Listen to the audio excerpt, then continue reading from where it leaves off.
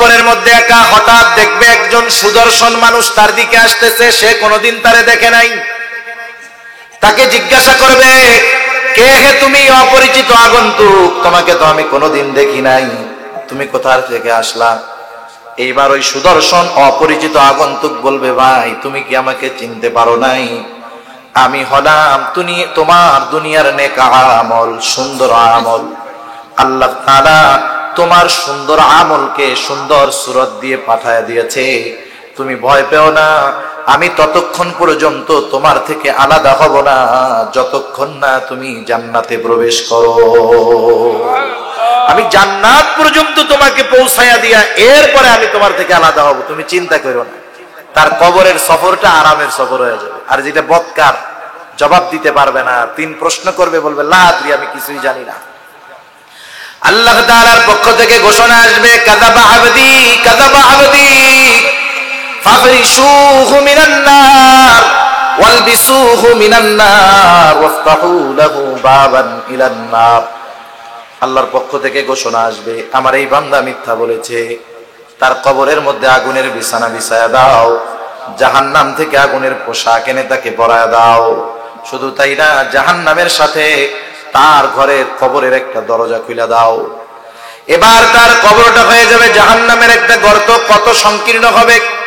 এক হাদিসের মধ্যে নবীজি বলেন, এইবার তার কবরটার মাটি 2 দিক দিয়ে চাপ দেওয়া হবে, এত সংকীর্ণ হবে, এত চাপ দেওয়া হবে, এক পাজরের হাড় অপর পাজরের মধ্যে ঢুকে যাবে। শুধু তাই না, কবরের মধ্যে তার জন্য হরেক রকমের আযাব থাকবে। এমন এমন ফেরেশতা নিযুক্ত করে দেওয়া হবে।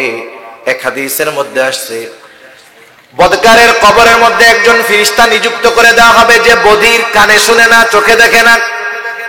বিশাল বড় একটা হাতুড়ি তাকে দেওয়া হবে। এইবার যখন আঘাত করবে তাকে, আঘাত করার সাথে সাথে 70 হাত মাটির নিচে চলে যাবে, আবার উপরে তোলা হবে, আবার মারা হবে। এই হাতুড়িটা এত বড়, এত শক্ত, যদি বড় কোনো পাথরের পাহাড়ের উপরে মারা হতো, ওই পাহাড় সাথে সাথে ধুলায় পরিণত হয়ে যেত। হাল আতা আলাল ইনসানি হিনুম মিনাদ দাহরি লাম ইয়াকুন শাইআম মাযকুরা। আল্লাহ রাব্বুল আলামিন বলেন, প্রতিটা মানুষ এমন কিছু কাল, এমন কিছু সময় অতিক্রম করেছে, লাম ইয়াকুন শাইআম মাযকুরা,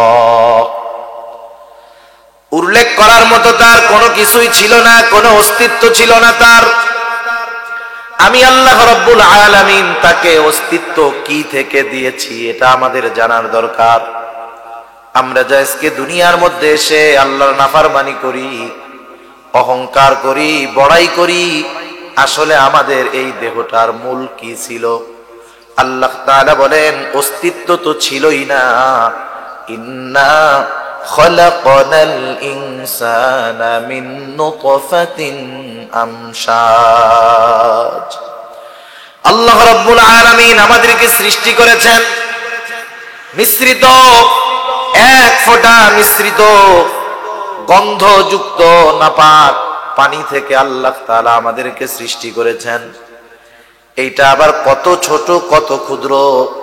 আমরা কত ক্ষুদ্র ছিলাম, কত ছোট ছিলাম, এটা বোঝা কিন্তু বড় কষ্টের। এক ফোঁটা নাপাক পানি থেকেই যে সৃষ্টি হয়েছে তা নয়, ওই এক ফোঁটা নাপাক বীর্যের মধ্যে আল্লাহ তাআলা কোটি কোটি শুক্রাণু রেখে দিয়েছিলেন, কোটি কোটি। আল্লাহ তাআলা যদি চান, এক ফোঁটা পানি থেকে কোটি মানুষকে সৃষ্টি করতে পারেন। ওইগুলা থেকে একটা শুক্রাণু জীবিত ছিল, আর ওইটা মায়ের রেহেম পর্যন্ত পৌঁছায়া যায়। একেবারে মাইক্রোস্কোপ ছাড়া দেখা যাইতো না, এত ক্ষুদ্র, এত ছোট এই পানির ফোঁটাটা। আল্লাহ রাব্বুল আলামিন 10 মাসের প্রসেসের মাধ্যমে আমাদেরকে আল্লাহ তাআলা মায়ের পেটের মধ্যে বড় করেছেন। শুধু তাই না, যখন ওই নাপাক পানির ফোঁটা মায়ের রেহেমের মধ্যে পৌঁছায়া যায়, 120 দিনের প্রসেস। এক সময় হয়েছে একটা রক্তপিণ্ড, এরপরে হয়েছে মাংসপিণ্ড। এইভাবে 120 দিন পর আমি আপনি, এই যে আমি, এই যে আপনারা, একটা সময় মায়ের পেটের মধ্যে একটা মৃত মাংসের টুকরা হিসাবে ছিলাম, মৃত মাংসের টুকরা। ওই সময়ও কিন্তু মাংসের টুকরাটা ছিল মৃত মৃত। এজন্য আল্লাহ তাআলা কোরআনুল কারীমের মধ্যে সূরা মুলকের মধ্যে বলেন, আল্লাযী খালাকাল মাউতা ওয়াল হায়াতা লিয়াবলুয়াকুম আইয়ুকুম আহসানু আমালা। আল্লাহ তাআলা তার নিজের পরিচয় দিতে গিয়ে বলেন তিনি আল্লাহ, আল্লাযী খালাকাল মাউতা ওয়াল হায়াত, যিনি মৃত্যুকে সৃষ্টি করেছেন এবং জীবন সৃষ্টি করেছেন। আগে আল্লাহ তাআলা মৃত্যুর কথা বলেছেন, তার মানে মায়ের পেটের মধ্যে যখন আমরা এসেছি আগে জীবিত ছিলাম না, আগে ছিলাম মৃত। এই যে মাংসের টুকরা এখন না বড় হয়েছে, যখন মার পেটের মধ্যে ছিলাম রূহ ছিল না, তখন মায়ের পেটের মধ্যে ওই মাংসের টুকরা মরা ছিল না তাজা ছিল।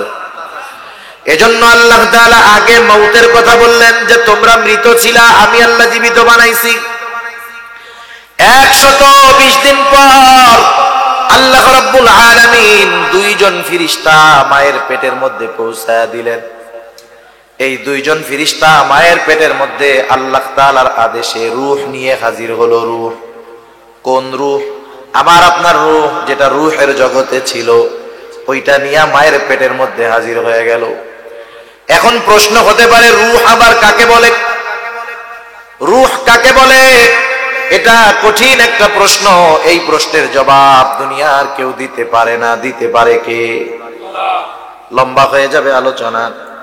রূহ কি জিনিস রাসূল আকরাম সাল্লাল্লাহু আলাইহি ওয়াসাল্লামকেও প্রশ্ন করা হয়েছে। কাফেররা যখন রাসূল আকরাম সাল্লাল্লাহু আলাইহি ওয়াসাল্লামের দাওয়াতের বিরোধিতা করতেছে, মক্কার মুশরিকেরা আমার আপনার নবীর বিরোধিতা করে। নবীজির বিরোধিতার কারণ একটা আছে, কারণ মক্কার কুরাইশদের মধ্যে নবী হিসাবে সর্বশেষ ছিল হযরত ইসমাঈল আলাইহিস সালাম। এরপরে আর কুরাইশদের মধ্যে কোনো নবী আসে নাই, সব নবী আসছে বনি ইসরাইলদের মধ্যে। যেহেতু তাদের মধ্যে নবী আসার লম্বা একটা গ্যাপ আছে, কোন মানুষ নবী হতে পারে, নবীর চরিত্র নবীর আখলাক কেমন হতে পারে, এ ব্যাপারে তাদের ধারণা কম ছিল। কিন্তু নবীজি তো নিজেকে যখন নবী বলে দাবি করলেন, কাফেররা একটু চিন্তিত হয়ে গেল, হায়রে এই লোক আমাদের সাথেই তো ছিল, আমাদের মধ্যেই ছিল, হঠাৎ করে উনি নিজের নিজে নবী দাবি করতেছে, সে কি আসলে নবী নাকি নবী নয়? এটা যদি পরীক্ষা করতে হয় আমরা পারবো না, এটা পারবে আহলে কিতাব যারা, তারা। আহলে কিতাব হলো ইহুদি খ্রিস্টান। ওদের বংশ তো ধারাবাহিকভাবে ঈসা আলাইহিস সালাম পর্যন্ত নবী আসছে। ওরা বুঝতে পারবে যে লোকটা কি আসলে নবী নাকি নবী না। এবার মক্কার কাফেররা দুইজন লোকরে মদিনায় পাঠায়া দিচ্ছে যে তোমরা মদিনায় গিয়া ইহুদি আলেম যারা আছে তাদের কাছে বলবা যে আমাদের মধ্য থেকেই একজন লোক নিজের নবী দাবি করতেছে, এখন সে কি আসলে নবী নাকি নবী না এটা তো আমরা বুঝতে পারতেছি না, আমাদেরকে একটু বইলা দাও, সে যদি নবী হয় কেমনে আমরা যাচাই বাছাই করতে পারি। ওই দুইজন লোক চলে গেল। যাওয়ার পরে যখন ইহুদিদের কাছে বলল যে আমাদের গোত্রের মধ্য থেকে একজন নবী, নিজেকে মানুষ নিজেকে নবী দাবি করতেছে, যখন আল্লাহর নবীর ব্যাপারে সবকিছু তাদেরকে বলা হলো, ইহুদিরা বুঝতে পারলো এই তো সেই নবী হবে যার অপেক্ষায় আমরা অপেক্ষমান। তারা বলল যে শোনো, তোমাদেরকে আমরা 3টা প্রশ্ন শিখাইয়া দিলাম, এই 3টা প্রশ্ন যাইয়া তার কাছে করবা, সে যদি 3 প্রশ্নের জবাব দিতে পারে তাইলে সে নবী, নাইলে সে নবী নয়। 3টা প্রশ্ন তারা শিখে আসছে। আসার পরে প্রশ্ন করতেছে আমার আপনার নবীকে। লম্বা ঘটনা, আমি সেই দিকে যাব না। প্রশ্ন করার পরে নবীজি সাল্লাল্লাহু আলাইহি ওয়াসাল্লাম ইনশাআল্লাহ না বলার কারণে এই প্রশ্নের উত্তর আসমান হতে আসতে বিলম্ব হলো। নবীজি বললেন আগামী দিন বইলা দিব, ইনশাআল্লাহ বলেন নাই, যার কারণে ওহী আসতে বিলম্ব। কাফেররা রটানো শুরু করে দিল, দেখো মুহাম্মদ আমাদের প্রশ্নের জবাব দিতে পারে নাই, সে আসলে নবী না।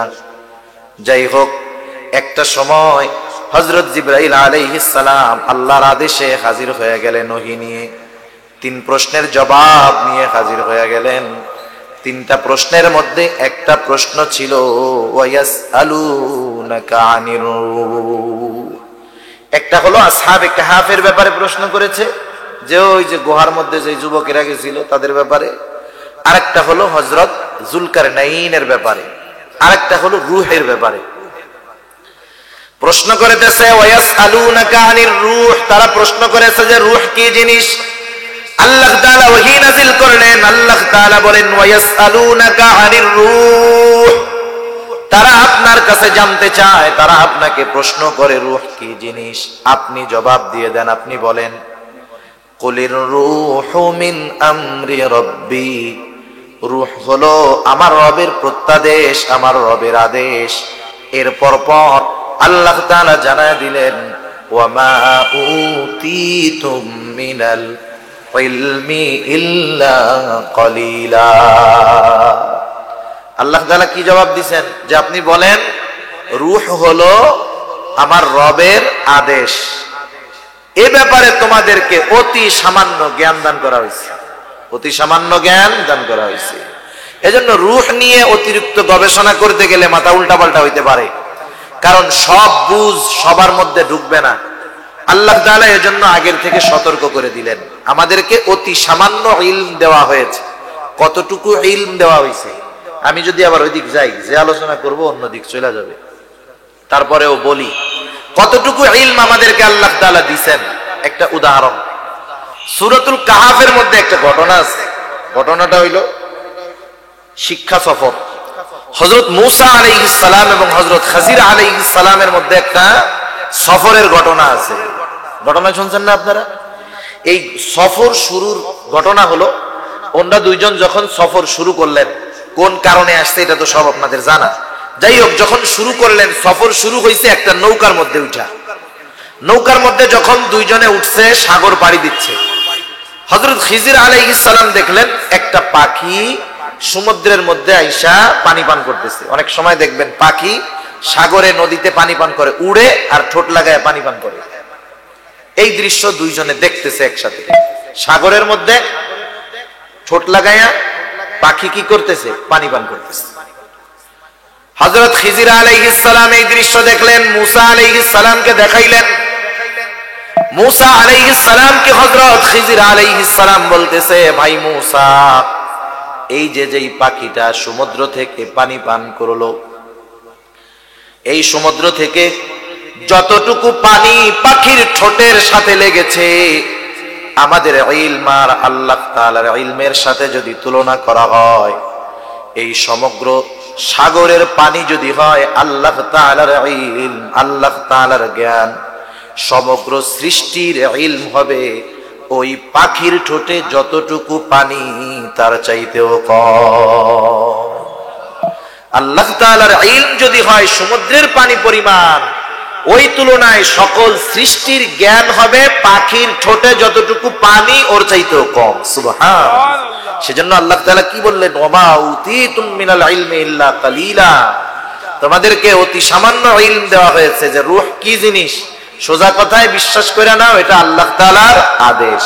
আল্লাহ তাআলা যখন আদেশ দেন এটা আমার সাথে থাকবে, আল্লাহ তাআলা যখন নিয়ে যাবেন এটা আমার থেকে চলে যাবে। যাই হোক, মায়ের পেটের মধ্যে আমাদেরকে রূহ দিল, আমরা প্রাণ ফিরে পাইলাম, জান পাইলাম। ওই গোশতের টুকরা মরা ছিল, এখন তাজা হয়ে গেছে। ছিল মৃত, হয়েছে কি তাজা। এই যে বডিটা দেখতেছেন এখন তাজা, কথা কইতেছে। এটা মায়ের পেটে যখন ছিল তখন মরা ছিল, এখন কি তাজা।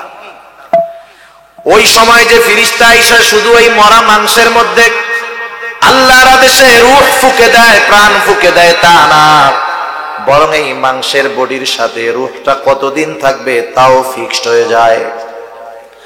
বাজার থেকে যখন আপনারা কোনো জিনিস কিনেন, প্যাকেটজাত দ্রব্য বা বোতলজাত দ্রব্য, তেল কিনেন, পানি কিনেন, স্প্রাইট কিনেন, আর যা কিছু কিনেন না কেন, চিপস কিনেন না কেন, প্যাকেট আটা কিনেন না কেন, প্রত্যেক জায়গায় দেখবেন মিনিমাম 3টা জিনিস লেখা থাকে। একটা লেখা থাকে ব্যাচ নাম্বার, আর একটা লেখা থাকে উৎপাদনের তারিখ, আর একটা লেখা থাকে এক্সপায়ার ডেট তথা মেয়াদ।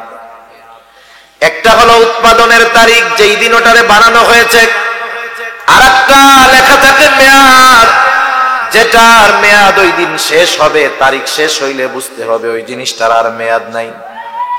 বোতলের গায়ে, প্যাকেটের গায়ে মেয়াদটা দেখা যায়, এক্সপায়ার ডেট দেখা যায়, কিন্তু আমাদের প্রত্যেকের সাথে এক্সপায়ার ডেট লাগায় দেওয়া আছে।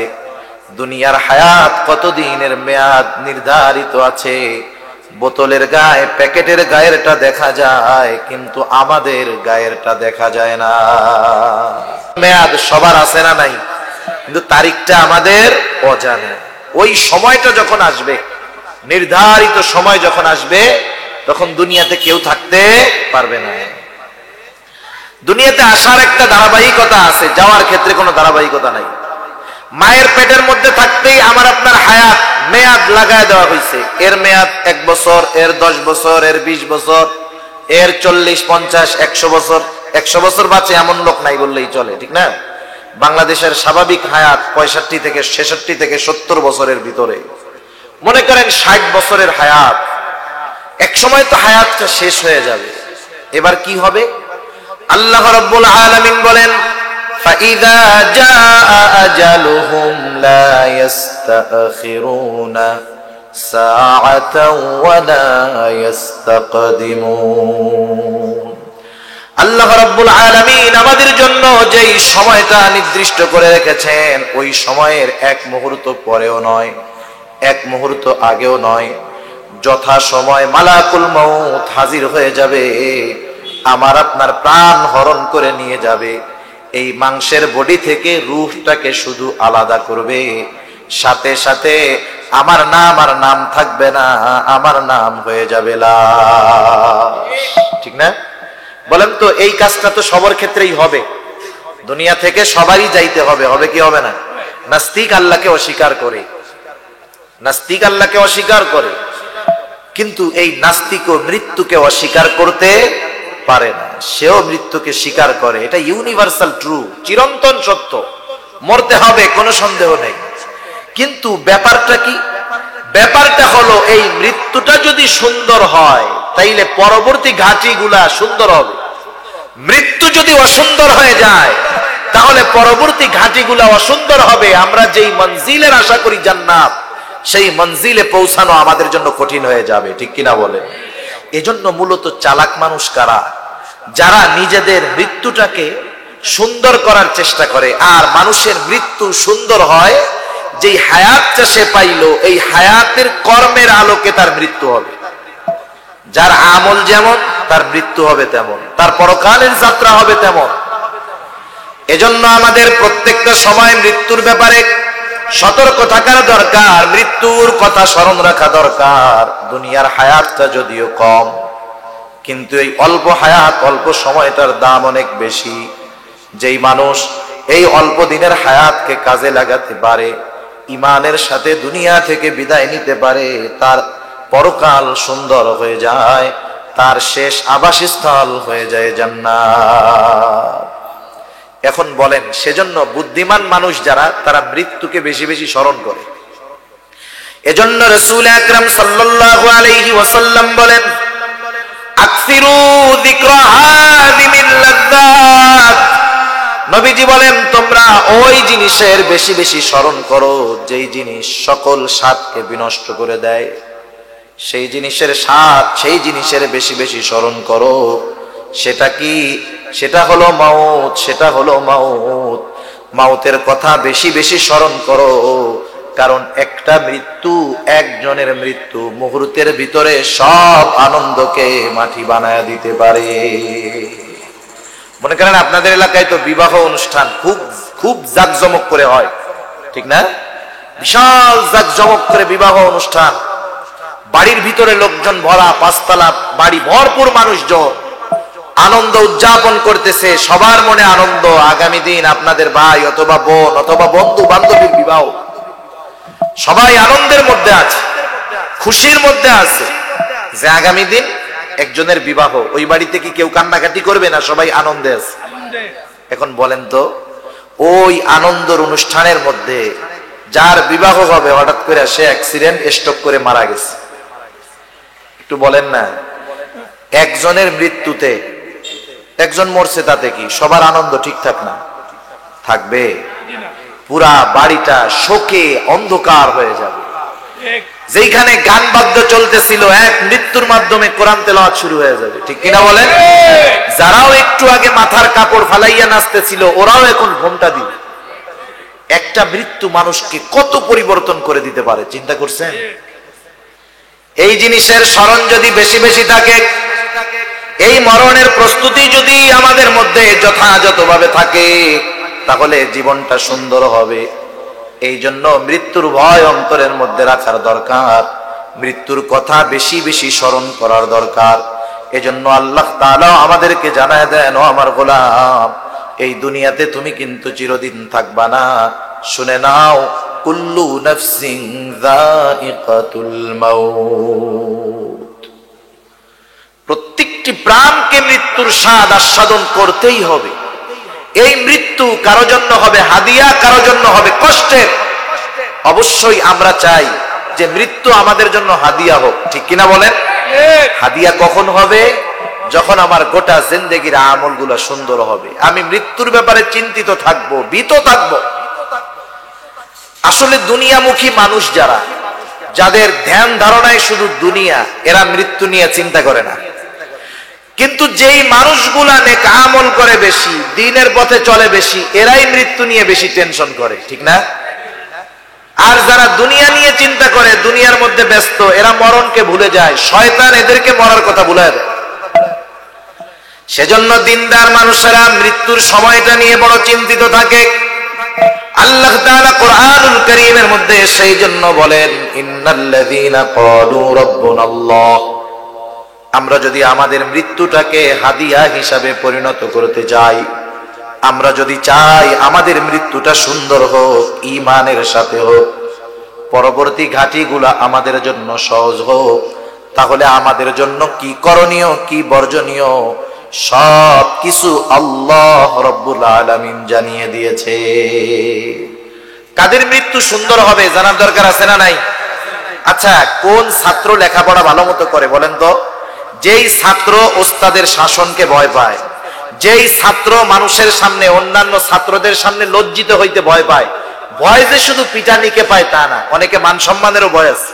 আমি যদি পড়ালেখা না পারি, ওস্তাদ সবার সামনে দাঁড়া করাবেন, দুই চারটা কথা বলবেন, এটা আমার জন্য হানিকর, আমি এই লজ্জিত হতে চাই না, আমি এটাকে ভয় পাই, এই জন্য আমি লেখাপড়া ঠিক মতো করবো।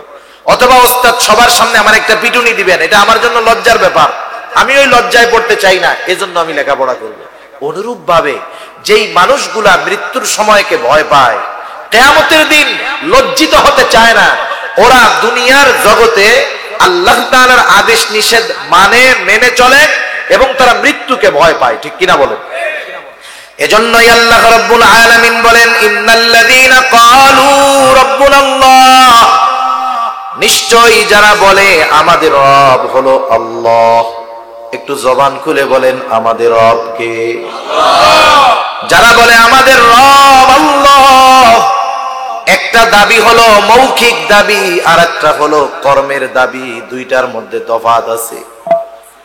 যেমন মনে করেন সব কিছু কিন্তু শুধু মুখ দিয়ে বললেই হয় না, কিছু জিনিস আছে কর্মের মাধ্যমেও সেই দাবিটা পূরণ করতে হয়। যেমন কিছু বিষয় আছে, যেমন শুকরিয়া, শুকরগুজার বান্দা হওয়া। শুধুমাত্র যে আলহামদুলিল্লাহ বললেই শুকরিয়া আদায় হয়, বিষয়টা এমন নয়। অনেক সময় কর্মের মাধ্যমেও শুকরিয়া প্রকাশ হয়ে যায়। যেমন বোঝানোর জন্য বলি, একজন মানুষ খানা খাইতেছে, বিবাহ বাড়িতে খানা খাচ্ছে, সে খানাটা খাইতেছে দাঁড়ায়া, বাম হাত দিয়ে চামচ দিয়ে খানা খায়, বাম হাত দিয়ে খানা খাইতেছে, দাঁড়ায়া খানা খাইতেছে, খানা নষ্ট হইতেছে, অপচয় হইতেছে। এইভাবে খেলাফে সুন্নাত, খানা খাবার পর সে যদি তসবির দানা নিয়ে 100 বার বলে আলহামদুলিল্লাহ খানাটা ভালো, আলহামদুলিল্লাহ খানাটা ভালো, বলেন তো মূলত শুকরিয়া আদায় হয়েছে? হয় নাই। কিন্তু আর এক আল্লাহর বান্দা খানা খাইতে বসতে সুন্নাত তরিকায় বিসমিল্লাহ বলে খানা শুরু করছে, ডান দিক দিয়া খাইছে, খানা ফলায় নাই, বাম হাতে খায় নাই। খাওয়া দাওয়া শেষ করার পর প্লেটটা সুন্দর মতো চেটে খাইলো, অপচয় করে নাই। লোকটা খানা শেষ করার পরে দোয়া পড়লো, কিন্তু আলহামদুলিল্লাহ বলতে মনে নাই। বলেন তো, এই লোকটা তো আলহামদুলিল্লাহ বলে নাই, কিন্তু সুন্নাত পদ্ধতিতে খাইলো। মৌখিকভাবে শুকরিয়া আদায় না করলেও সুন্নাত তরিকায় আমলটা করার কারণে অটোমেটিকলি শুকরিয়া আদায় হয়ে যায়। সেজন্য মুখ দিয়া বললেই সবকিছু হয় না, কিছু জিনিস আছে কর্মে পরিণত করতে হবে। আল্লাহ তাআলা এই জন্য বলেন, যারা বলে আমাদের রব আল্লাহ, এতটুকুর পরেই আল্লাহ শেষ না করে দিয়া এরপরে বললেন সুম্মাস্তাকামু। আল্লাহকে রব বলার পরে এই কথার উপরে অটল থাকে, দৃঢ়তার উপরে থাকে। আল্লাহকে রব বললে কি হয়? আল্লাহকে রব বলে স্বীকার করার পর দুনিয়ার সব কিছু বাদ দিতে হয়। রব যা বলে সব কিছু মানতে হয়, রবের আদেশ মানতে হয়, নিষেধ যা করেছেন তা থেকে বিরত থাকতে হয়। এক কথায় রব যাতে সন্তুষ্ট সেটা করতে হয়, রব যাতে অসন্তুষ্ট হয় সেটা থেকে বিরত থাকতে হয়। কেউ যদি আল্লাহর নাফরমানি করে আর বলে আমার রব আল্লাহ, তাইলে এই কথার যেমন কোনো মূল্য নাই, অনুরূপ ভাবে কেউ যদি মৌখিক ভাবে নাও বলে কিন্তু কর্মে রবের গোলামি করে, বুঝতে হবে মুখ দিয়ে না বললেও কর্মের দ্বারা বোঝা যায় যে সে আল্লাহর গোলাম। আমার রব আল্লাহ, এটা শুধু মৌখিক দাবির মধ্যে সীমাবদ্ধ থাকলে হবে না, কর্মেও পরিণত করতে হবে। মূল কথা এটা। এখন বলেন, আল্লাহ তাআলাকে কেউ যদি রব বলে স্বীকার করে, নামাজ ছাড়তে পারবে? পারবে না। বেনামাজি যদি বলে আমার রব আল্লাহ, আমি আল্লাহর খাঁটি গোলাম, এই দাবি যদি করে, আপনি কি বলবেন? তুমি একটা ভণ্ড, তুমি একটা মিথ্যাবাদী। তুমি কেমনে রব আল্লাহকে রব বলো? কেমনে তুমি রব আল্লাহকে তোমার প্রতিপালক বলো, অথচ তুমি তোমার রবের আদেশ মানো না, নিষেধ মানো না? তুমি আর একটা মুনাফিক, তোমার মুখে একটা, কর্মে আর একটা, অন্তরে আর একটা। ঠিক কিনা বলো? তাহলে আল্লাহকে রব বললে বলেন তো সুদ খাওয়া যায় নাকি? আল্লাহকে রব বললে ঘুষ খাওয়া যায় নাকি? আল্লাহকে রব বললে অন্যকে কষ্ট দেওয়া যায় নাকি? অন্যের হক নষ্ট করা যায় নাকি? বলেন তো, আল্লাহকে রব বললে মাঝে মধ্যে বিপদ আপদ আসে কি আসে না? সমাজে অনেক সময় আপনি যদি ভালো কাজ করতে চান তাতেও বাধার সম্মুখীন হইতে হয়, স্বাভাবিক ব্যাপার। যে জামানা আসতেছে, আপনি ভালো কাজ করতে গেলেও বাধার সম্মুখীন হতে হবে, গুনার থেকে বাঁচতে যাইবেন বাধার সম্মুখীন হতে হবে। কত মানুষ অনেক সময় ফোন দেয়, হুজুর পুলিশে চাকরি করি, চাকরি নিছি, যে পরিস্থিতি, ছেড়ে দিলে সন্তান পরিবার পরিজনের কি হবে, চাকরি করি হুজুর, ঘুষ টুস নিতে চাই না, কিন্তু এমন এক পরিস্থিতি, একসাথে যদি ডিউটি করি 5 জন নিচে, আমি যদি না নেই তাইলে আমি সমস্যায় পড়ে যাই, কি করব? আমার নামে বিভিন্ন অভিযোগ দিয়ে দেয় বড় অফিসারদের কাছে। ঘুষ খাই না, এটা আরো ক্রেডিট ভালো হওয়ার কথা ছিল, আরো প্রশংসা করবে না যে আমাদের সাথে আমরা অপরাধ করি কিন্তু লোকটা কত ভালো, ঘুষ খায় না। হুজুর না খাই, এই কারণে খাই না, এই কারণে রিপোর্ট দেয় বড় অফিসারের কাছে, ও আমার ঘুষ টুস খায় না, ভাগ ভুগ লয় না, কি করবো হুজুর? আমি তার কি বুদ্ধি দিব বলেন তো? আমি বললাম, শুনেন, যেহেতু আপনার বিপদের কারণ হইতে পারে, আপনি তো ওই সময় বাধ্য হইয়া নিবেন, ঠিক আছে, কিন্তু সোয়াবের নিয়ত ছাড়া গরিবদেরকে দিয়ে দিবেন।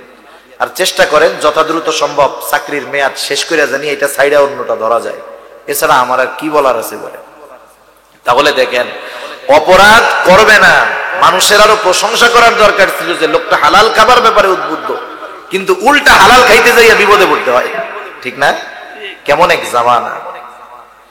তাহলে বোঝা গেল আল্লাহকে রব বললে বিপদ আপদের সম্মুখীন হওয়া লাগতে পারে, ঠিক কিনা বলেন? কিন্তু যদি বিপদ আপদ চলে আসে, এমন করা যাবে না যে আমি যেই দাবি করেছিলাম আমার রব, বিপদের কারণে রবকে অসন্তুষ্ট করা যাবে না। প্রয়োজনে জীবন দিয়ে দিতে হবে, সব ত্যাগ করতে হবে, রবকে অসন্তুষ্ট করা যাবে না। এই জন্য আল্লাহ তাআলা বলতেছেন, শোনো, নিশ্চয়ই যারা বলে আমাদের রব আল্লাহ, এবার আল্লাহকে রব বললে যত বাধা বিপত্তি কষ্ট আসুক না কেন, সুম্মাস্তাকামু, ইস্তেকামতের উপরে থাকে, দৃঢ়তার উপরে থাকে, কষ্ট ক্লেশকে উপেক্ষা করে দুনিয়ার জিন্দেগি অতিবাহিত করে, হারাম খায় না, কষ্টে জীবন যাপন চালায়। এই মানুষগুলা যখন মৃত্যুর নিকটবর্তী হয়ে যায়, এই মানুষগুলা যখন জীবনের অন্তিম মুহূর্তে পৌঁছায় যায়, খেয়াল করে দেখবেন, যেই মানুষগুলা সারা জিন্দেগি আল্লাহর গোলামি করেছে, এখন বয়সটা একেবারে শেষের দিক, 70-80 বছর বয়স, সারা জীবন আল্লাহ তাআলার আদেশ নিষেধ মান্য করেছে, এখন মৃত্যুর কাছাকাছি বয়স। এই ধরনের মানুষদেরকে গিয়ে জিজ্ঞাসা করবেন, ও চাচা, ও দাদা, দাড়িগুলাতে পেকে গেছে, বয়স তো শেষের দিক, এই শেষ সময় আপনার মনে কি চায়? দেখবেন ওই মুরব্বী দাড়ি পাকা আল্লাহর গোলাম জবাব দিবে, দুনিয়াতে আর কিছু চাই না, এখন একটাই চাওয়া, জানি ঈমানের সাথে দুনিয়া থেকে যেতে পারি। ঠিক না? এগুলা কিন্তু, এই কথা কিন্তু সবাই বলবে না। যারা সারা জীবন আল্লাহ তাআলার আদেশ নিষেধ মানছে ওরা বলবে। আর যারা দুনিয়াদার, অনেক দুনিয়াদারের সাথে আমাদের পরিচয় আছে, লাঠি ধরে খুন খুন করে হাঁটতেছে, কাঁপে, বসে চা খাইতেছি আর বলে, হুজুর এত বছর বিদেশ করছি হুজুর, প্রায় 80 কোঠায় বয়স হুজুর, আমার 4টা ছেলে, 3টা বাড়ি হয়ে গেছে, আর একটা বাড়ি যদি ছেলেরে বানায়, আর একটা ছেলেরে বানায় দিতে পারতাম, তাইলে মইরাও শান্তি পাইতাম। হায় হায়, ওই আল্লাহর বান্দা সারা জীবন আল্লাহর গোলামি কইরা সে ঈমান নিয়ে মরার টেনশনে আছে, আর ইনি সারা জীবন দুনিয়া কামাই কইরা আল্লাহর নাফরমানি কইরা মরার আগেও কি কয়, যদি আরেকটা বাড়ি বানানো শেষ করতে পারতাম তাইলে মইরাও শান্তি পাইতাম। তাহলে শয়তান এদেরকে কেমন করে মৃত্যুর কথা বলায় রাখছে, চিন্তা করছেন?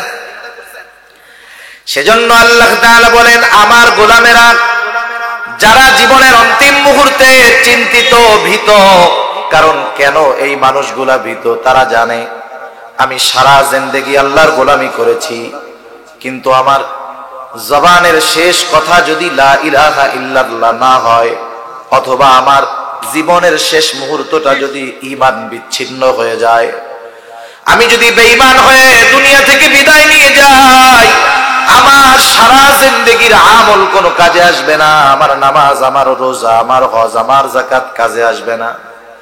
আমার এইগুলা যদি কাজে লাগাতে হয়, আমার ঈমানটা মৃত্যু সহকারে দরকার।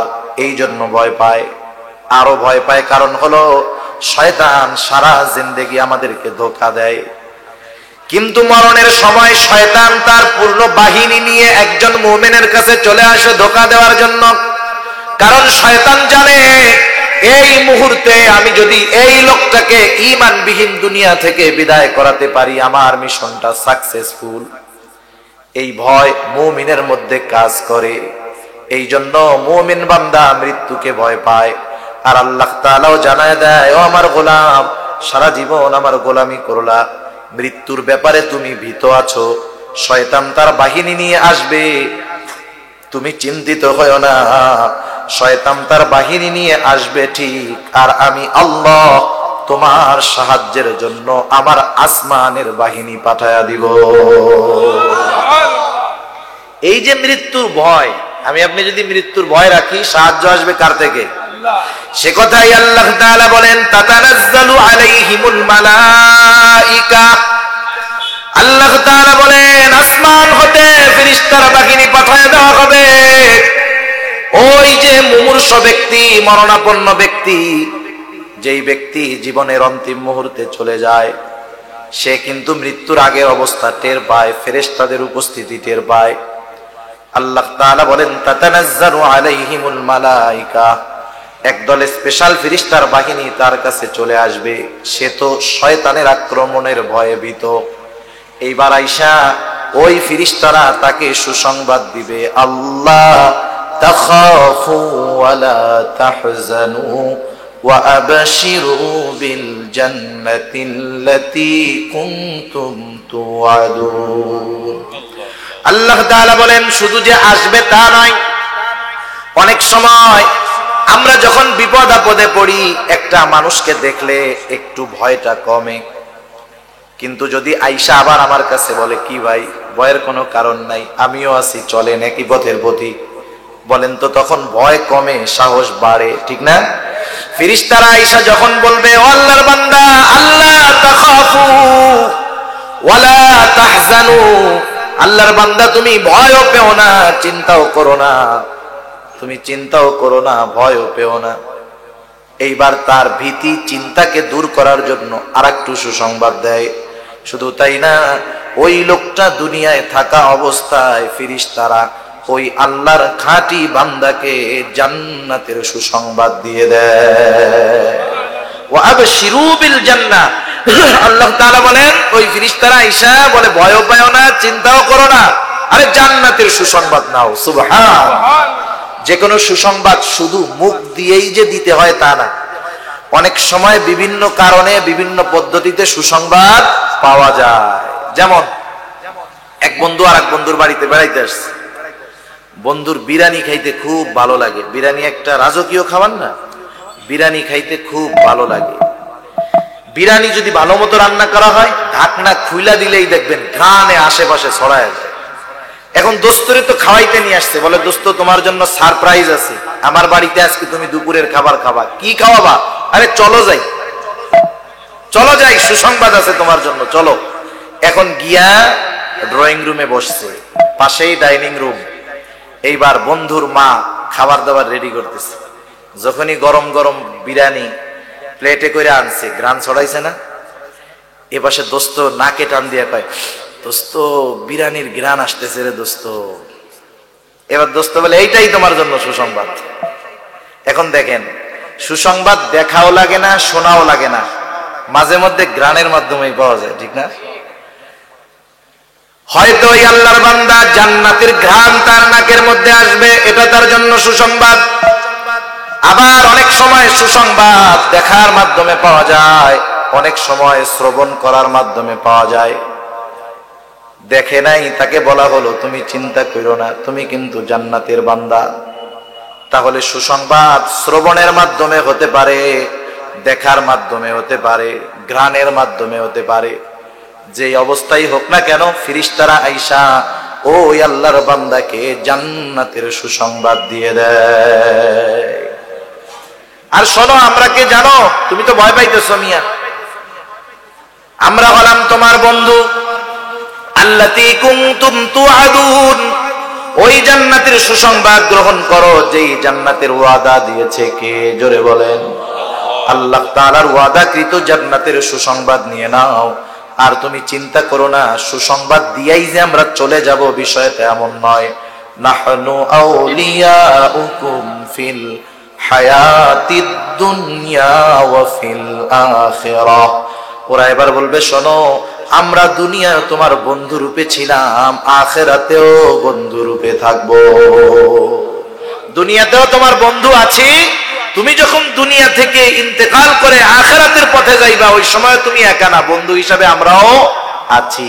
এখন বলেন, সফর যদি কষ্টের হয়, সফর সঙ্গী যদি ভালো হয়, কষ্ট এমনিই কমে যায়, ঠিক কিনা বলেন? এই যে তার সাথে ফেরেশতাদের কথোপকথন চলতেছে, ইতিমধ্যে তো মালাকুল মউতের টাইম হয়ে গেছে চলে আসার।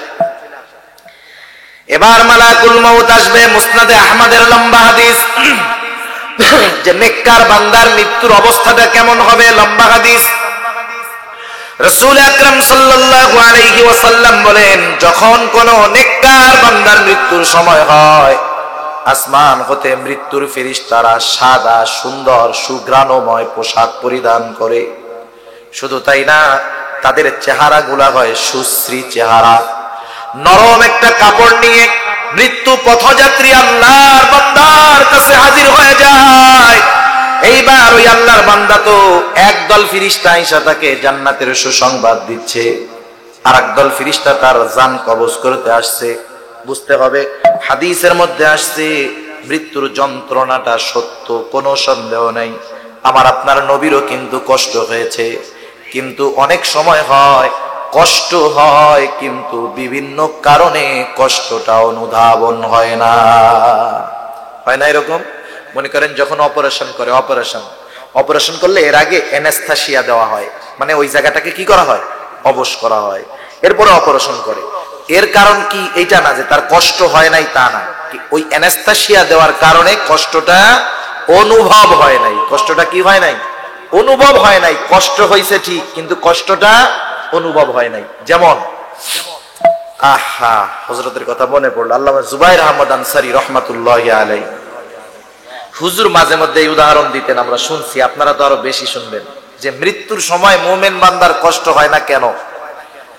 মুমিন বান্দারে জান্নাতের সুসংবাদ দিছে, এই জন্য কষ্ট হয় না মৃত্যুর। উনি উদাহরণটা দিতেন কেমনে? এখন তো আমাদের ছোট ছোট বাচ্চাদেরকে আমরা মুসলমানি দেওয়াই ডাক্তারের কাছে নিয়ে, তাই না? আগের আমলে যারা মুসলমানি দিয়েছে এরা কি ডাক্তারের কাছে দিয়েছে নাকি? এটা জানি কি কয় মুরব্বী, হাজাম। হায় হায়, কোন এলাকায় যদি পোলাপান হাজাম দেখছে, কার বাড়িতে আসবে ঠিক নাই, ওইটারে দেখাই সব দিবা, ঠিক কিনা বলেন? যে কার টাকাইটা দেয় তার ঠিক নাই, ওইটারে দেখলেই ভয় লাগতো কেমন।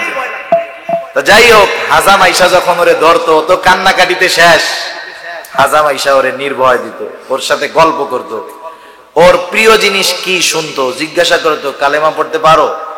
বলে হ্যাঁ পারি। উনি কইতে যাই, ওই যে তোর বাপ কইলো তুই বলে পারস না? না আমি পারি। এই যে পোলাপানকে আস্তে আস্তে তার মন অন্য দিক নিত, এইভাবে কথা বলতেছে ওরে বলতেছে, এই তোর কি পিঁপড়ায় কামড়ায়?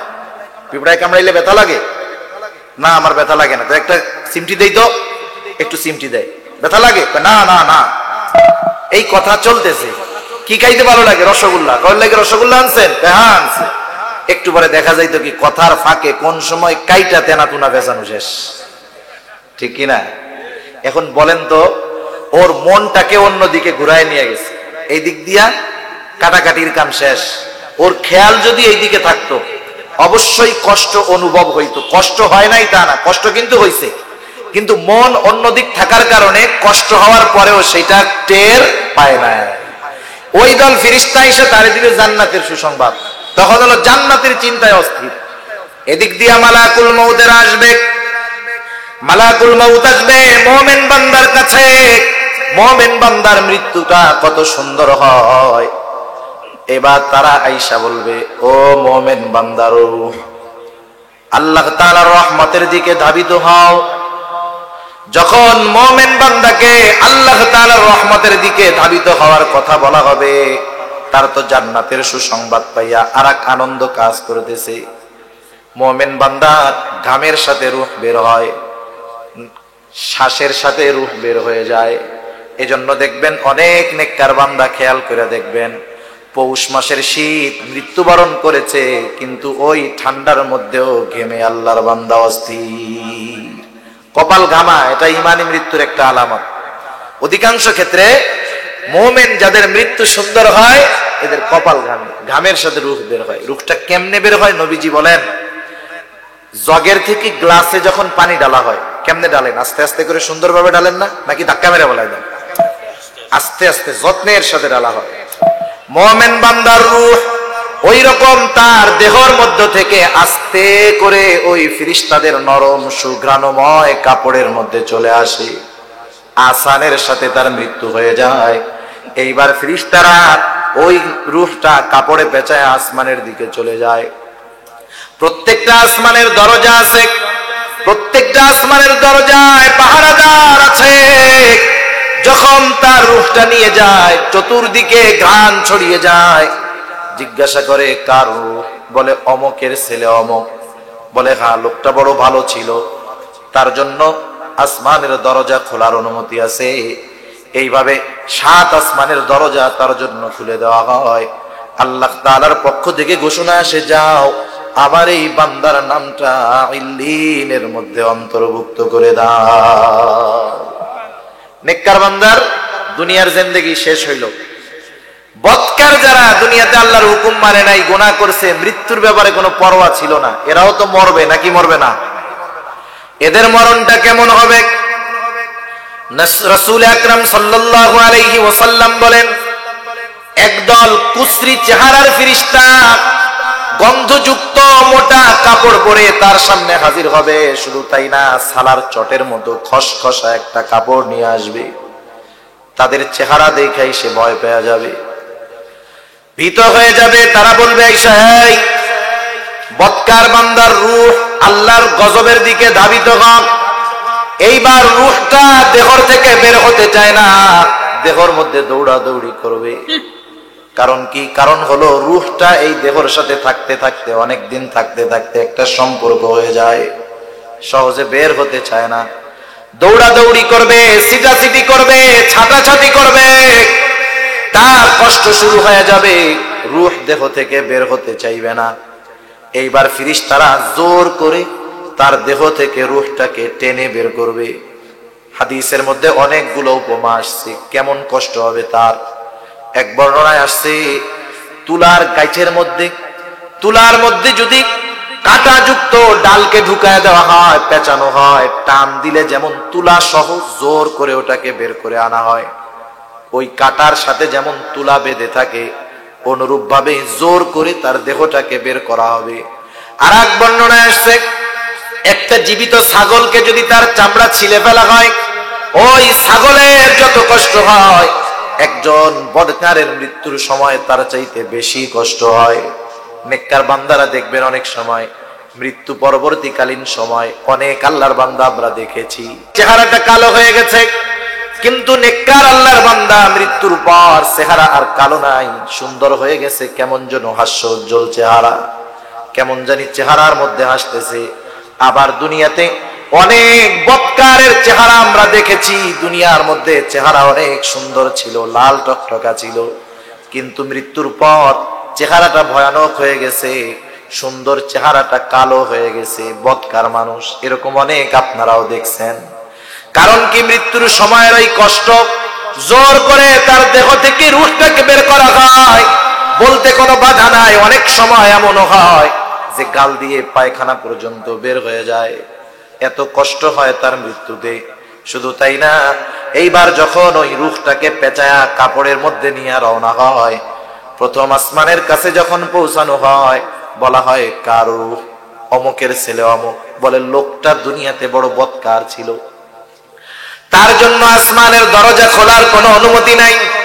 আল্লাহর পক্ষ থেকে আদেশ হলো, যাও এই গোলামের নাম সিজ্জিনের মধ্যে অন্তর্ভুক্ত করে দাও, দুনিয়ার হায়াতটা শেষ। এই যে মৃত্যুটা যখন হয়, তখন কিন্তু আমাদের এলাকায় মাইকের মধ্যে মৃত্যুর অ্যালার্ম দেওয়া হয়, দেয় কি দেয় না? মারা যায় যখন কেউ, কি বলে? অমুকের ছেলে অমুক আজ বিকাল 5 ঘটিকায় ইন্তেকাল করিয়াছে, আগামী দিন সকাল 8টায় তার জানাজা হবে। দুনিয়ার মেয়াদ শেষ হওয়ার পরে ঘোষণা করে ইন্তেকাল। ইন্তেকাল শব্দের অর্থ স্থানান্তরিত হওয়া। মৃত্যুর মাধ্যমে সবকিছু শেষ হয় না, বরং নতুন কিছু শুরু হয়। মৃত্যুর মাধ্যমে কি হয়?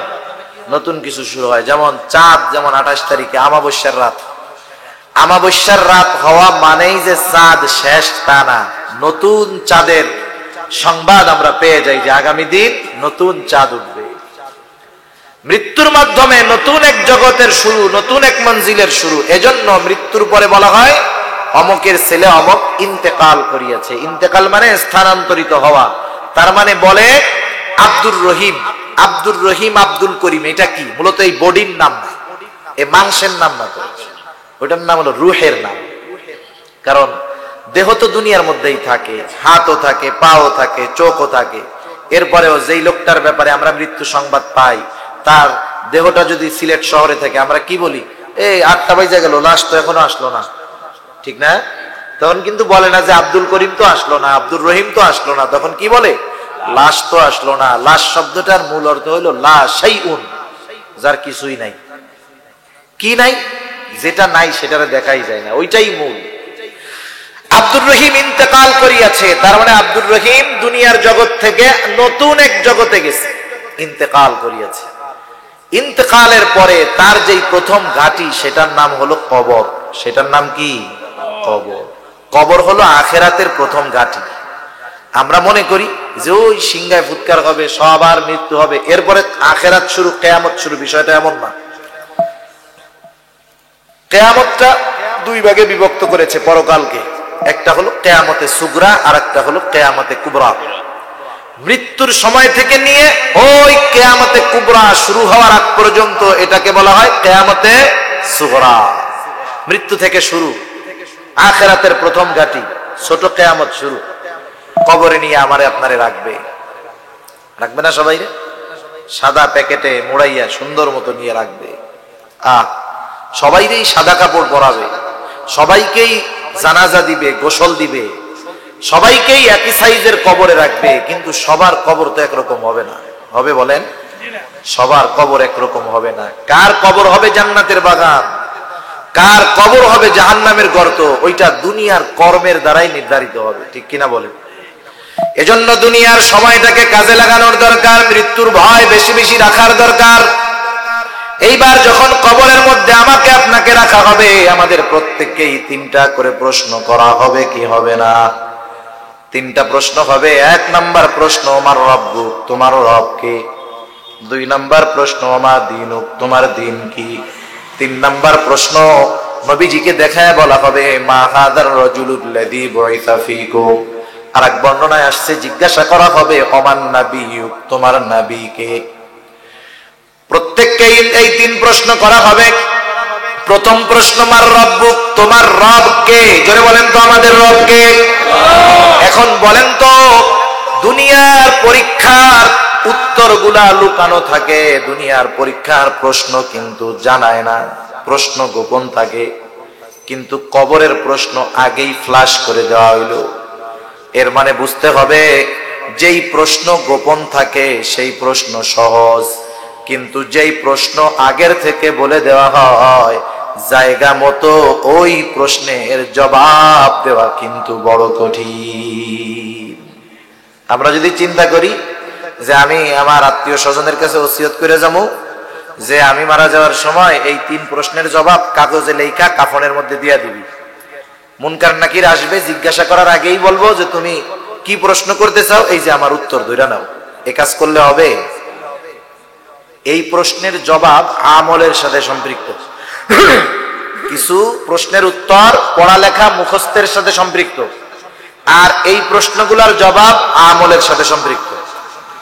প্রথম প্রশ্ন, মার রব্বুক, তোমার রব কে? যেই ব্যক্তি দুনিয়াতে পরিপূর্ণভাবে রবের হুকুম আহকাম মেনে চলেছে, রবের আদেশ নিষেধ মেনে চলেছে, সে বলবে দুনিয়াতে যার গোলামি করলাম তারে চিনবো না, আমার রব হলো আল্লাহ। 2 নাম্বার প্রশ্ন করবে, আমা দীনুক, তোমার দিন কি, তথা দুনিয়াতে কিভাবে তুমি জীবন যাপন করেছো? লোকটা বলবে আমি সারা জিন্দেগি ইসলামের উপরে চললাম, সারা জিন্দেগি আমি ইসলামের উপরে পরিচালিত হয়েছি, আমার জীবন, আমার পরিবার, আমার ব্যবসা, আমার সংসার, আমার রাজনীতি, আমার সব কিছু ইসলামের আলোকে চালিয়েছি, তাইলে আমার জীবন ব্যবস্থা কি আমি জানবো না? এটা হইতে পারে না। বলবে আমার দিন হলো ইসলাম। তাহলে দুনিয়াতে যারা ইসলামী অনুশাসন মেনে চলবে তারাই জবাব দিতে পারবে আমার দিন ইসলাম। এবার 3 নাম্বার প্রশ্ন, নবীকে দেখায় বলা হবে, মা হাদার রাজুলুল্লাযী বুইসা ফীকুম, এই ব্যক্তিকে যাকে তোমাদের কাছে প্রেরণ করা হয়েছিল। আমরা যদি মনে করি মুখস্থ কইরা যায় কইয়া দিমু, কাজ হবে না। যেই মানুষগুলো দুনিয়ার মধ্যে নবীজিকে মহব্বত করেছে, নবীজির সুন্নাহ অনুযায়ী জীবন চালিয়েছে, ওরাই বলে দিবে হাদা নবিয়ুনা মুহাম্মাদুর রাসূলুল্লাহ। তাহলে তোমার রব কে? এই প্রশ্নের জবাব আল্লাহ তাআলার আনুগত্যের সাথে সম্পৃক্ত। তোমার দিন কি? এই প্রশ্নের জবাব দুনিয়াতে ইসলামের উপরে চলতে হবে, এই বিষয়ের সাথে সম্পৃক্ত। তোমার নবীকে? এই প্রশ্নের জবাব দিতে হলে নবীকে মুহাব্বতের সাথে, নবীর অনুসরণ করার সাথে সম্পৃক্ত। এখন বলেন, যেই মানুষগুলা নবীর অনুসরণ করলো না, সুন্নাহ মুআফিক চললো না, ইসলামের উপরে জীবন পরিচালনা করলো না, আল্লাহ তাআলার আদেশ নিষেধ মানলো না, এই মানুষগুলা মৃত্যুর পরে এই প্রশ্নের জবাব দিতে পারবে? এখন বলেন, এই লোক মারা যাওয়ার পরে এর জন্য কোরআন খতম দিয়া, দোয়া দুরূদ পড়াইয়া কি লাভটা হবে বলেন? সেজন্য নিজেকে আগে প্রস্তুত করতে হবে। আর তারাই প্রস্তুত করে যারা মৃত্যুকে ভয় পায়, ঠিক কিনা বলেন? এবার আসেন, এই নেককার বান্দা তো প্রশ্নের জবাব দিল, প্রশ্নের জবাব দেওয়ার কারণে সে নিঃসন্দেহে পাস, ঠিক কিনা? এইবার আল্লাহর পক্ষ থেকে ঘোষণা আসবে, সাদাকা আবদি, সাদাকা আবদি, ফাফরিশুহু মিনাল জান্নাহ ওয়ালবিসুহু মিনাল জান্নাহ ওয়াফতাহু লাহু বাবান ইলাল জান্নাহ। আল্লাহর পক্ষ থেকে ঘোষণা আসবে, আমার বান্দা সত্য বলেছে, সত্য বলেছে। ফাফরিশুহু, আল্লাহ রাব্বুল আলামিন বলবেন তার জন্য জান্নাত থেকে বিছানা এনে বিছায়া দাও। ওয়ালবিসুহু মিনাল জান্নাহ, জান্নাত থেকে জান্নাতি পোশাক এনে তাকে পরায়া দাও। ওয়াফতাহু লাহু বাবান ইলাল জান্নাহ, জান্নাতের সাথে তার একটা দরজা খুলে দাও, যাতে করে জান্নাতের আবহাওয়া তার কবরের মধ্যে চলে আসে। মনে করেন একটা ঘর বানাইলো মানুষ ফাঁকা জায়গায় ঘর বানানোর পরে সে যদি দক্ষিণ পাশে জানালা টানালা না দেয়, এরে বলদ বলবে না সবাই? ও যদি দক্ষিণ পাশে একটা জানালা ছোট্ট করে খুলে দেয়, আহা, ওই ঘরের মধ্যে কি শান্তি, কি আরামিনা লাগবে, ঠিক না? যখন ওই কবরের সাথে জান্নাতের একটা দরজা খুলে যাবে, জান্নাতের আবহাওয়া ঘেরান কবরের মধ্যে আসবে, কবরটা জান্নাতের একটা ছোট্ট বাগানে পরিণত হয়ে যাবে। সুবহানাল্লাহ। আর এক হাদিসের মধ্যে আসছে, আল্লাহর পক্ষ থেকে ঘোষণা হবে, আমার এই বান্দার কবরকে বিস্তৃত করে দাও, তার দৃষ্টি সীমা যত দূর যায় তত দূর পর্যন্ত। শুধু তাই না, আরেক বর্ণনায় আসছে, এই 3 প্রশ্নের জবাব দেওয়ার পর ফেরেশতারা বলবে, নাম কানাউমিল আরুস, তুমি প্রশ্নের জবাব দিয়েছো, এখন তুমি ঘুমাও যেমন করে নতুন দুলা ঘুমায়। এক একজনের তো এক এক জিনিস প্রিয়। বুজুর্গানে দিন বলেন, অনেকগুলা হাদিস আছে, মনে হইতে পারে একজনের জন্য সবগুলা কেমনে হয়। সবার তো সবকিছু প্রিয় না। দুনিয়াতে আছে কেউ সুযোগ পাইলেই কি করে, ঘুমায়। কেউ দেখবেন যে একটু টাইম পাইছে ও ঘুমাবে, ওর তো ঘুম আরাম। হয়তো ওর বেলায় বলবে যে তুই দুনিয়াতে তো ঘুমাইছিলি, মানুষে ডিস্টার্ব করতে, এখন তুই ঘুমা। আবার কোন কোন আল্লাহর বান্দা আছে দেখবেন ওর ছোট বাসা ভালো লাগে না, বিশাল বড় বাসা হবে, খোলামেলা জায়গা হবে, ভালো লাগবে, হয়তো ওর কবরটাকে বিস্তৃত করে দেওয়া হবে, তাই না?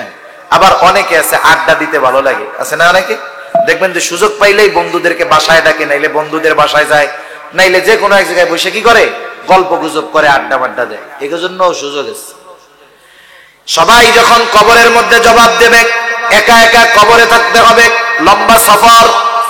লম্বা সফর যদি সঙ্গীবিহীন হয়, যত আরামদায়ক গাড়ি হোক না কেন, বিমান হোক না কেন, যদি সফর লম্বা হয়, সঙ্গী না থাকে, ওই সফরটা কষ্টের হয়ে যায়, ঠিক না? মনে করেন আপনি সিলেট থেকে কক্সবাজার যাবেন, একেবারে সবচাইতে ভালো গাড়ি গ্রিন লাইন গাড়ির মধ্যে উঠছেন, বিজনেস ক্লাস সিট, লম্বা সফর, আপনি একা। আপনি যখন গাড়ি ভরপুর, আপনার পাশেও যাত্রী আছে, আপনার পকেটে দামি মোবাইল, টাকা আছে, পাশের যাত্রী কেমন নাকি আপনার টেনশনে দেখবেন ঘুম আসে না। না জানি কোন সময় এমনি মাঝে মধ্যে পত্রিকায় দেখি অজ্ঞান পার্টি অজ্ঞান বানাইয়া সবকিছু নিয়ে যায়, কি হইব না হইব ঠিক আছে, ঘুমই আসবে না। কিন্তু ওই জায়গায় যদি আপনার একজন বিশ্বস্ত বন্ধু থাকে, আপনি কি করবেন? দোস্ত তুমি সজাগ থাকো, আমি ঘুমাই, ঠিক না? আপনি মনে করেন হোটেলে নামলেন, বাথরুমে যাবেন, এত বড় একটা ব্যাগ কান্দে লাগাইছেন, হোটেলের বাথরুম গুলো একবারে ছোট ছোট, আপনি ব্যাগ কই রাখবেন, বাথরুম কেমনে করবেন? বাইরে রাইখা যদি বাথরুম করতে যান, বাথরুমই হবে না ভিতরে যাওয়ার পরে, টেনশনের ঠেলায় না জানি ব্যাগটা নিয়ে কে পালায়। কিন্তু যদি একজন ভালো সফর সঙ্গী থাকে, কোনো টেনশন নাই, তার হাতে দিয়ে আপনি আপনার জরুরত সারতে পারবেন। সেজন্য লম্বা সফরে যদি উত্তম সঙ্গী হয়, সফরটা আরামের হয়, আরামের সফর হবে যদি বিশ্বস্ত বন্ধু থাকে সাথে। এরপরে সে কবরের মধ্যে একা, হঠাৎ দেখবে একজন সুদর্শন মানুষ তার দিকে আসতেছে, সে কোনোদিন তারে দেখে নাই। তাকে জিজ্ঞাসা করবে, কে হে তুমি? অপরিচিত আগন্তুক, তোমাকে তো আমি কোনোদিন দেখি নাই, তুমি কোথা থেকে আসলা? এইবার ওই সুদর্শন অপরিচিত আগন্তুক বলবে, ভাই তুমি কি আমাকে চিনতে পারো নাই? আমি হলাম তোমার দুনিয়ার নেক আমল, সুন্দর আমল। আল্লাহ তাআলা তোমার সুন্দর আমলকে সুন্দর সুরত দিয়ে পাঠায় দিয়েছে, তুমি ভয় পেও না, আমি ততক্ষণ পর্যন্ত তোমার থেকে আলাদা হব না যতক্ষণ না তুমি জান্নাতে প্রবেশ করো। আমি জান্নাত পর্যন্ত তোমাকে পৌঁছায়া দিয়া এরপরে আমি তোমার থেকে আলাদা হব, তুমি চিন্তা করো না। তার কবরের সফরটা আরামের সফর হয়ে যাবে। আর যেটা বদকার, জবাব দিতে পারবে না, 3 প্রশ্ন করবে, বলবে লা আদরি, আমি কিছুই জানি না। আল্লাহ তাআলার পক্ষ থেকে ঘোষণা আসবে, কাযাবা আবদি কাযাবা আবদি ফাফরিশুহু মিনান নার ওয়ালবিসুহু মিনান নার ওয়াফতাহু লাহু বাবান ইলান নার। আল্লাহর পক্ষ থেকে ঘোষণা আসবে, আমার এই বান্দা মিথ্যা বলেছে, তার কবরের মধ্যে আগুনের বিছানা বিছায়া দাও, জাহান্নাম থেকে আগুনের পোশাক এনে তাকে পরায়া দাও। শুধু তাই না, জাহান্নামের সাথে তার ঘরের কবরের একটা দরজা খুলে দাও। এবার তার কবরটা হয়ে যাবে জাহান্নামের একটা গর্ত। কত সংকীর্ণ হবে! এক হাদিসের মধ্যে নবীজি বলেন, এইবার তার কবরটার মাটি 2 দিক দিয়ে চাপ দেওয়া হবে, এত সংকীর্ণ হবে, এত চাপ দেওয়া হবে, এক পাজরের হাড় অপর পাজরের মধ্যে ঢুকে যাবে। শুধু তাই না, কবরের মধ্যে তার জন্য হরেক রকমের আযাব থাকবে। এমন এমন ফেরেশতা নিযুক্ত করে দেওয়া হবে। এক হাদিসের মধ্যে আসছে, বদকারের কবরের মধ্যে একজন ফেরেশতা নিযুক্ত করে দেওয়া হবে যে বধির, কানে শুনে না, চোখে দেখে না। বিশাল বড় একটা হাতুড়ি তাকে দেওয়া হবে। এইবার যখন আঘাত করবে তাকে, আঘাত করার সাথে সাথে 70 হাত মাটির নিচে চলে যাবে। আবার উপরে তোলা হবে, আবার মারা হবে। এই হাতুড়িটা এত বড়, এত শক্ত, যদি বড় কোনো পাথরের পাহাড়ের উপরে মারা হতো, ওই পাহাড় সাথে সাথে ধুলায় পরিণত হয়ে যেত। কবরের মধ্যে সে চিৎকার করবে। কবর বলতে কি, ওইটা আর একটা জগৎ, আলমে বরজাখ।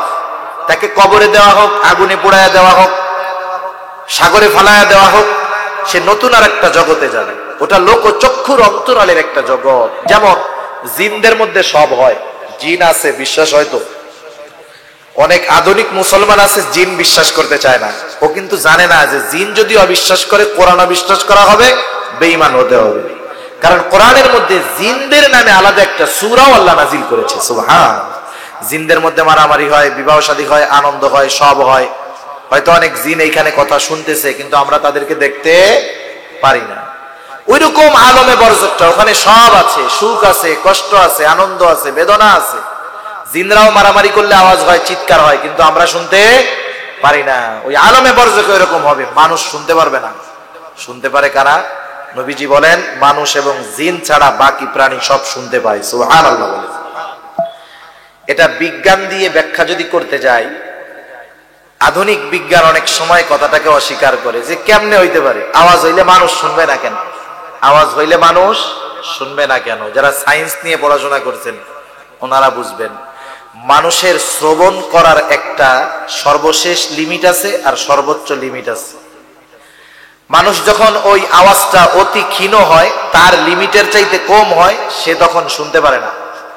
আবার যখন আওয়াজটা ওভার ক্রস হয়, তার শ্রবণ শক্তির মাত্রাতিরিক্ত হয়, তখনও মানুষ শুনতে পারে না।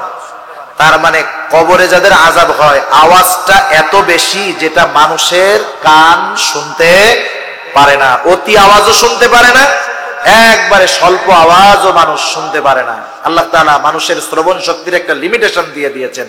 এখন বলেন, ওই যে কবরে যারা আযাব হচ্ছে, তার আযাবের পরে যেই আওয়াজ, সেটা যদি আমাদের শ্রবণ শক্তির মাত্রার চাইতে বেশি হয়, আমরা শুনতে পারবো? আমরা শুনতে পারবো না। কিন্তু কিন্তু আমাদের সমাজে যে প্রাণীগুলো আছেন, প্রাণী, কুকুর, কুকুর মানুষের চাইতে বহুগুণ বেশি শ্রবণ শক্তি তার বেশি। এজন্য দেখবেন কুকুর এই জায়গায় শুয়ে আছে, ওই দূরে কেউ হাঁটলে ডাক শুরু করে দেয়, অল্পতে তার আওয়াজ খুব ভাবে টের পায়। সেজন্য এই যে প্রাণীগুলো আছে, ওদের শ্রবণ শক্তি মূলত আমাদের চাইতে অনেক বেশি। এজন্য আল্লাহর নবীও বলেছেন যে কবরে আযাব হয়, এই আযাবের আওয়াজ মানুষ এবং জিন ছাড়া যত এরকম প্রাণী আছে এরা শুনতে পারে। এটা আল্লাহর নবী বলেছেন, এবং শুনতে পারে, এটা বিজ্ঞানসম্মত ব্যাপার, অবৈজ্ঞানিক কোনো বিষয় নয়। এজন্য দেখেন, মৃত্যুর ভয় আমাদের দরকার। মৃত্যুর ভয়ের মাধ্যমে আখিরাত সুন্দর হয়। মৃত্যুর ভয় যদি থাকে, দুনিয়ার আমল সুন্দর হয়। আমি যদি প্রতিনিয়ত দৈনিক 20 বার, বুজুর্গানে দিন বলেন, বেশি বেশি মৃত্যুর কথা স্মরণ করো, দৈনিক 20 বার কমপক্ষে করো, এতে কি হবে? মৃত্যুর স্মরণের দ্বারা আমার আমল সুন্দর হবে। আমি যদি কোনো গুনাহ আসে, আমি চিন্তা করি গুনাহটা করতে করতে যদি মইরা যাই, তাহলে কি হবে? তাহলে দেখেন, তখন গুনাহ থেকে ফেরা সহজ হবে। যে আমল করতেছি, আমি যদি চিন্তা করি যে এই যে নামাজটা পড়তেছি, নামাজটা হয়তো শেষ নামাজ হইতেই পারে, এরপরে রক্ত আর নাও পড়তে পারি, এই চিন্তা যদি করি, বলেন তো আমার নামাজটা সুন্দর হবে না? প্রত্যেকটা কাজ মৃত্যুর স্মরণের দ্বারা সুন্দর হয়, মৃত্যুর ভয়ের দ্বারা সুন্দর হয়। আর আখিরাতও মৃত্যুর ভয়ের কারণে আখিরাত সুন্দর হয়। কারণ কি? কারণ মৃত্যুর ভয় থাকার কারণে দুনিয়ার আমল সুন্দর হয়। দুনিয়ার আমল যার সুন্দর হয়, মৃত্যু পরবর্তীকালীন সবগুলা ঘাটি তার জন্য সুন্দর এবং আসান হয়ে যায়। ঠিক কিনা বলেন?